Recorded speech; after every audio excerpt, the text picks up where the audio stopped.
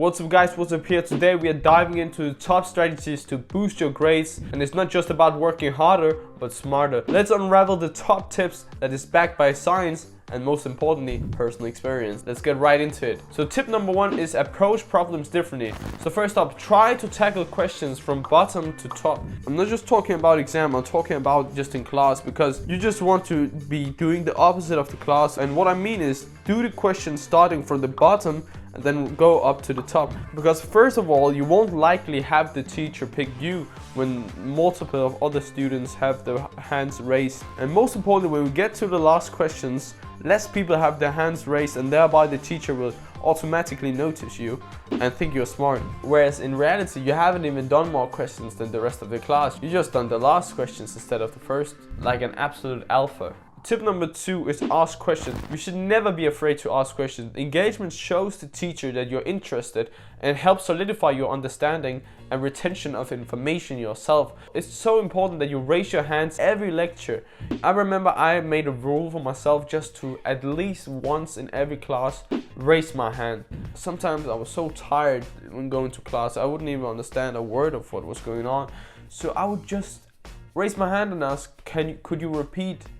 Like, that's so simple. Everybody should be able to do that. So never be afraid to do this, because it really shows the teacher that you're engaged in class. And not only that, the teacher might even mistake it from you actually knowing the answer. Like, let's say you just raise your hand and then your teacher thinks that you got the answer, when in reality you just want to ask a question. And then they might pick someone else. And like, worst case scenario, let's say the teacher asks a question, you raise your hand and you get picked suddenly. Just say, oh, never mind, I forgot the question, I'll probably recall it later. This is really important to understand, that when they give you and hundreds of other students their grades, they aren't just machines. They don't spend 1 hour on each student just trying to analyze. They'll just quickly scan through the brain, be like, okay, is that a B student? Should I give this guy C? Has this guy improved? Has this guy improved? And then if they feel like they've seen little Timmy be more active than John, then they're probably going to give him a better grade. This is a very golden tip, because let's say even if you feel like you're a very lazy or incapable student, you still be able to just note down one question for each class, because this should be the bare minimum. Otherwise, I don't see why we're going to school. I trust you guys, because if you're one of my viewers, I believe in you. Also, a sneaky bonus tip here is to actually ask questions sometimes which you already kind of get. So if the teacher is the kind of teacher that most likely tries to hint you out to get yourself to answer the question, you can appear more knowledgeable by just answering your own question. Tip number 3, consistency is key. Be the student that never misses a class or deadline. And this isn't just about being perfect and learn as much as possible. I myself had 0% absence in both assignments and attending classes.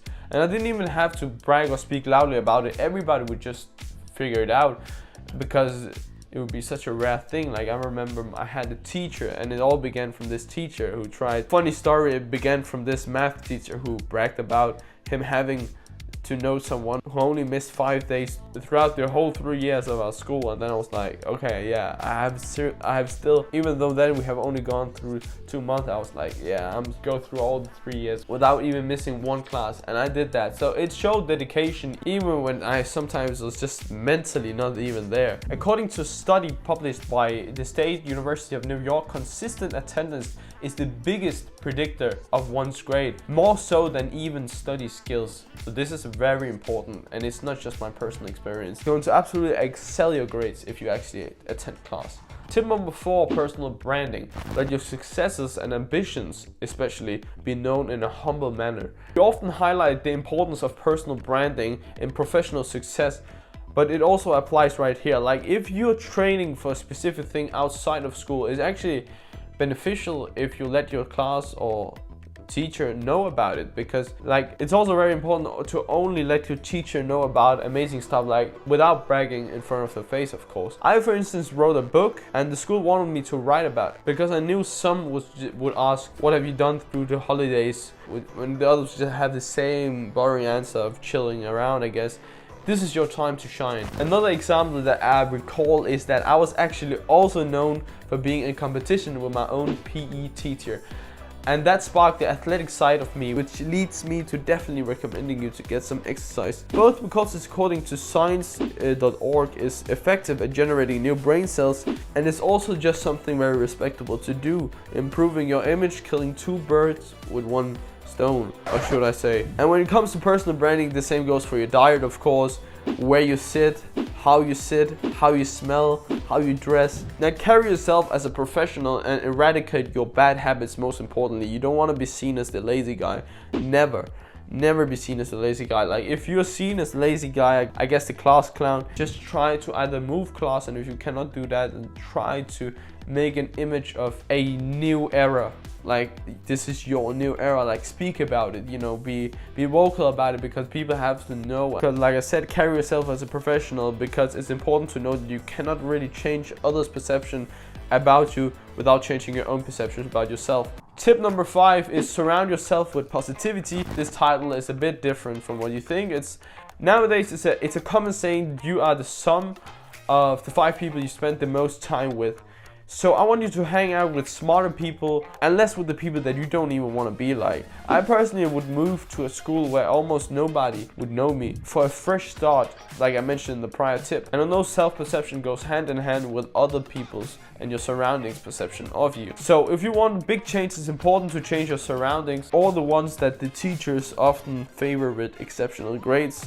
And this doesn't necessarily mean that you should just abandon all of your friends. It's rather that you should broaden your circle into a more strong circle. Peer influence on academic performance is well documented with a study from the Journal of Education and Practice showing negative academic spillover effects from low achieving peers. This will also make you associated with the smarter kids, even if you're not at first. At school, I personally spend most of my time alone, and I would definitely recommend at least at first kind of acting like you are best friends with the other smart kids in front of the teacher. Who knows, I might have gotten better grades if I did this tip, because you'll be associated with the smarts both by you, your peers, and your teacher. Another big plus is of course also that they might help you with assignments, thereby giving you better time to focus on what you need to delve deeper into, as well as actually making you better. Because although I like the idea of reading your own assignments, I feel like some people get too tangled up in them, and to have a fresh new angle from a smarter kid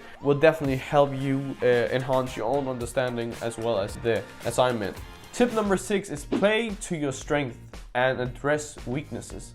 Focus on your strength, but also work harder on your weaker areas. This balanced approach is crucial, because if you're extremely good at one thing, it might be posted by the school, like for example me receiving diplomas, or have your teachers talk about you to other teachers. As much as they don't like admitting this, a lot of them actually do this. However, this also goes for the worst students or the chaotic students, so it's very important that you also focus on your weaknesses, also because the scale only goes to A. So if you have an A, you cannot even improve it when it comes to your overall grade, I guess. Tip number 7, open dialogue with teachers. Communicate with your teachers. Ask them either face to face or just write to them. It's easy, it's simple. Just ask them very simply, how can I improve upon my grades? This will let them know that you're in fact trying and you're hungry, ambitious, and that alone can change the whole perception about you if you're known to be a kind of lazy, undriven student. Because teachers don't want a complaint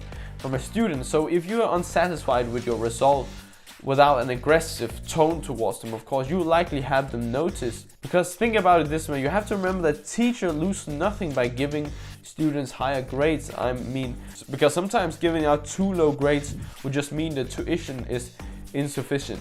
I remember there was this one girl in my class, and she would always sit on the front, which automatically gives a positive effect and makes one more likable for the teacher. Now, she would just speak freely with the teachers whenever there were breaks, and although most people don't like it, the game is the game, and she would just go on to receive top grades without providing any academic effort. You have to keep in mind that these teachers, they're not robots, or at least not for now. So if you improve mentally, it doesn't even correlate to better grades necessarily. I know plenty of people that haven't noticed any increase in grades. And it's also important to know that this tip is crucial not just because of the perception of the teacher, but because it promotes constructive feedback in reality.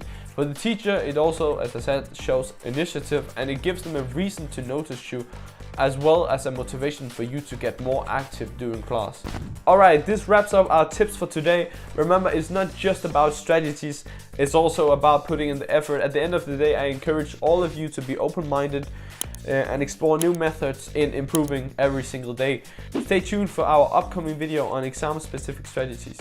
And until next time, keep striving for that A and a world of possibilities.